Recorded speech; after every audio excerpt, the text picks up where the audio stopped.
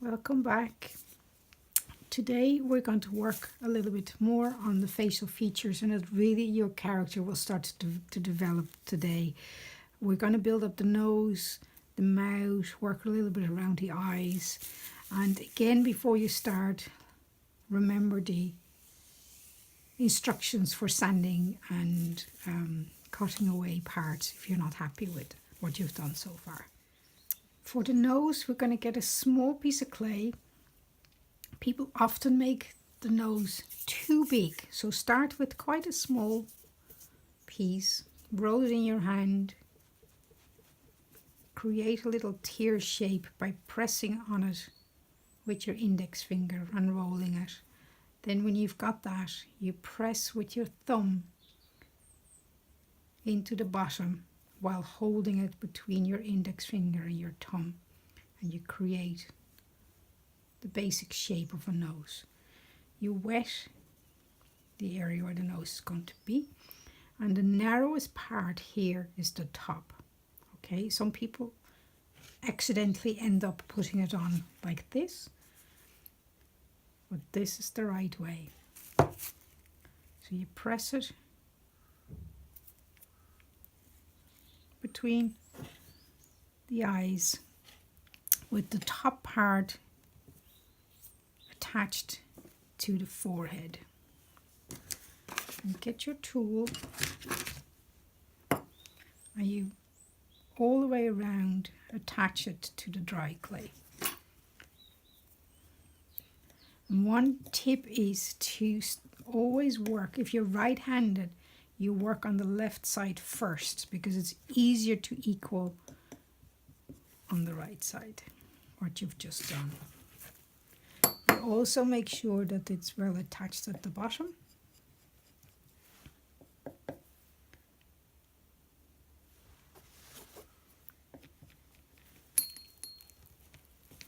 Again, as before, if you work with both thumbs, you kind of feel if the shape is the same on both sides. And it's quite pliable, so you can push it in the right position, but it also means that if you accidentally hit it, it will move. It's quite a pointy nose.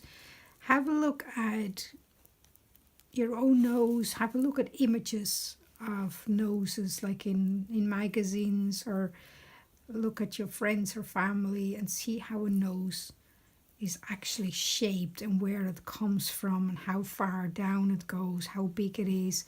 And again, you can create a really long pointy nose, thick fat nose. It depends on your character. Now when you have that in place, you get this side of your tool, you hold it with your fingers and you press the nostrils. And you end up with this line here, but again you just blend that into the clay.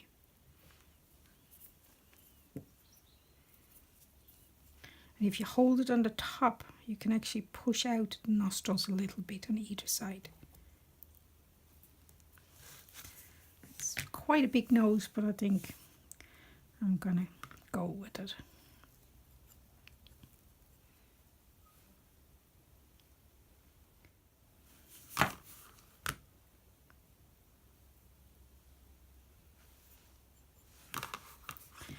And your brush is also a tool that you can actually smoothen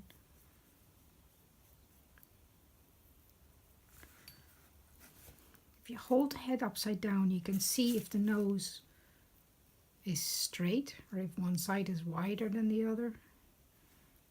Building up the cheeks later or on the next session, so the nose will actually disappear a little bit.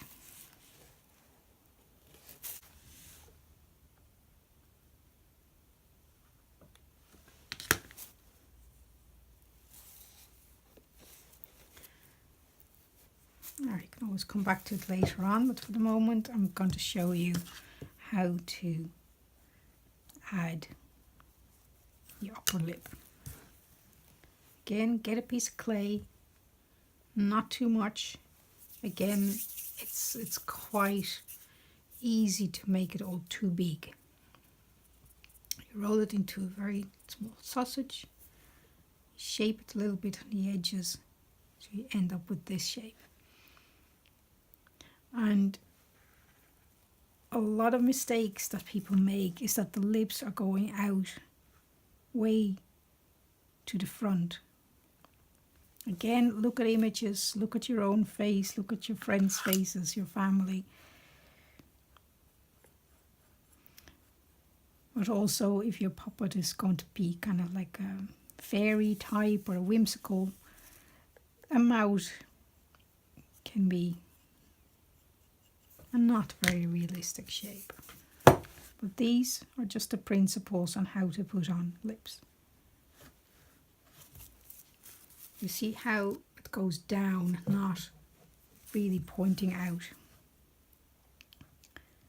Then you get your tool, you smoothen the bottom part in. Again, there's obviously open mouth, smiley mouth, corners of the mouth down. It all, again, play around, have a look at your puppet, see what it says. But the basics are the same. If you want an open mouth, it's quite complicated if you have never made a puppet before, so I would recommend a closed mouth or just the lips open a little bit. Now, your tool, the wider side, and you can try to make them equal. You go just under the nose, there, and then also you very gently push up the clay.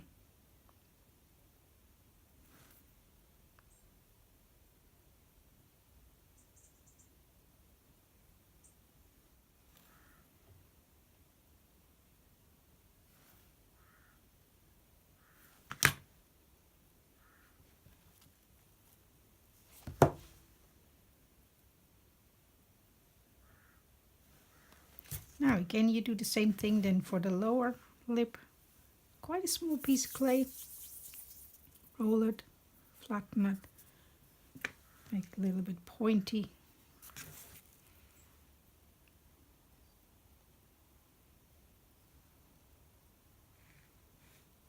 And push it under the upper lip.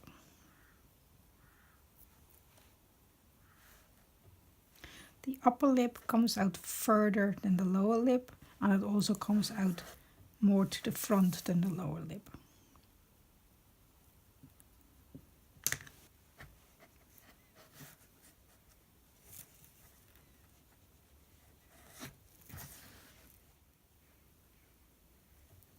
If you're worried, before you start the lower lip, if you're worried to distort the upper lip, just leave it dry, work on it again the following day. There's no rush.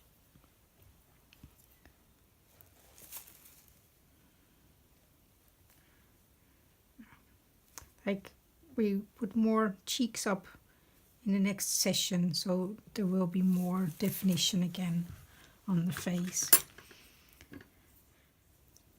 So now the eyes, the eyelids. Again, quite, sorry, the head keeps rolling. I'll just put a little bit of clay there to keep it steady. Quite small pieces of clay.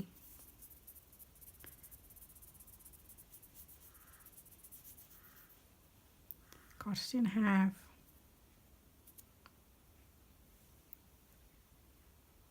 Make sure they're equal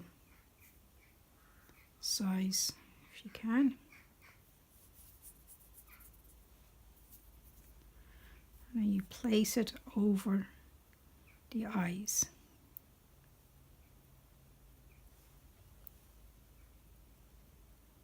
And again, try, if you're right-handed, try to work on the left side first, because it's easier to work here later on than it is here. Again, attach the clay by going all around with your tool.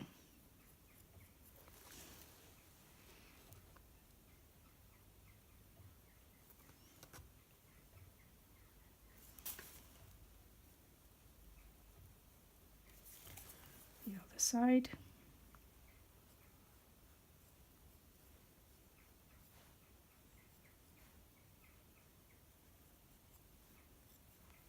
Again, perhaps wait until your nose is dry before you work on the eyes, because it's quite frustrating when you've done something that you're happy with and then you accidentally damage it. Now, the eyes, again, look at images, look at other people's eyes, look at your own eyes and see how they're shaped, and also have a think. Do you want really open eyes? Do you want closed eyes? Do you want one winking? Communicate with your puppet and see what it wants.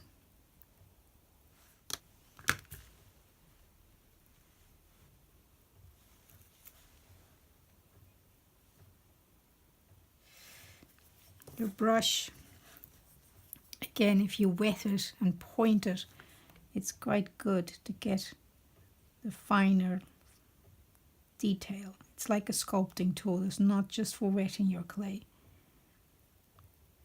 The eyelids, it's quite delicate,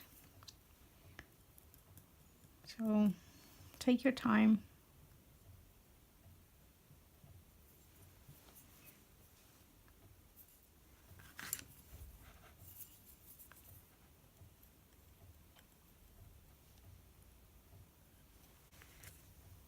And you do the same with the lower eyelids.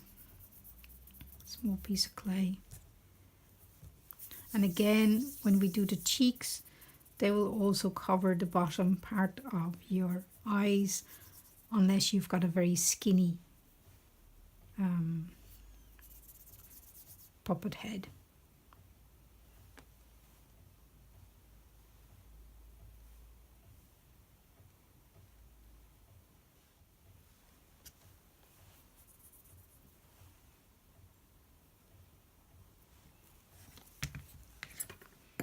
Again, work away.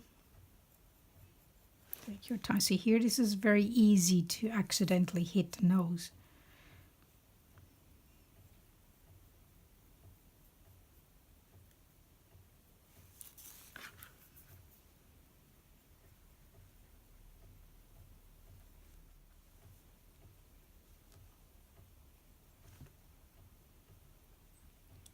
So you can have your upper eyelid actually goes over the lower one.